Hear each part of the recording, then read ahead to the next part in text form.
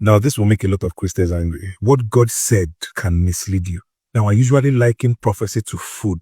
Food is meant to nourish you. Food is necessary for growth and strength and survival. But when you leave food for longer than necessary, what happens? It becomes stale. So that which was meant to be nourishment unto you now becomes poison. What am I saying in essence? We must not only dwell on what God said, you must press to know what God is saying. You must feed on the food for the hour. It becomes a problem when we predicate doctrine upon instruction that God meant for a certain season of our lives or ministry. Now, the same God who told Moses to stretch forth his rod to part the sea, told Joshua to deploy the Levites carrying the Ark of Covenant to part the Jordan River.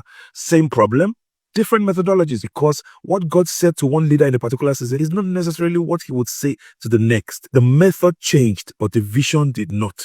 In Moses' ministry, the rod was the symbol of delegated authority and miraculous power. In Joshua's leadership, the miracle centered on the ark, which signified the presence of God. The same God who told them years before in the wilderness that you will wander in this wilderness until a generation is wasted, came back 38 years later and said to Moses, you have circled this mountain and wandered in this wilderness long enough.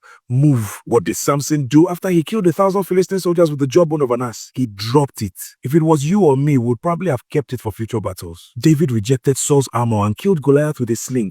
What most of us don't realize is that he eventually went back to learn the use of the same armor that he rejected, because without it, he wouldn't have become an actual warrior. If David was a modern Christian, he probably would have stuck with the sling. After all, it was efficient enough to bring down the mighty giants. This is why certain methods would produce results for a season, and then it becomes obsolete, not because the power of God reduced, but because we fail to acknowledge the dynamism of God and his manifold wisdom.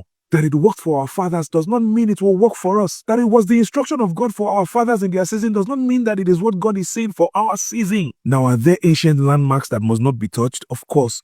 But we must press on to know what God is saying for a new generation. When God had moved on from the tent revivals of the early to mid-1900s, and the word of faith was moving into full gear, the healing tent revival ministers accused the sick people who weren't healed of lack of faith, rather than discern that God had moved on from the tents and his program has shifted to permanent church service structures, Bible institutes and seminaries, radio and television ministries, systematic teaching movements, and structured doctrinal emphasis. One of those structured emphases became what we now call the Word of Faith movement, progenited by men like Kenneth Hagin and Kenneth Copeland, whose ministries greatly influenced faith leaders like Bishop David Oyedepo, like Pastor Chris Oyakhilome, and others in our own hemisphere.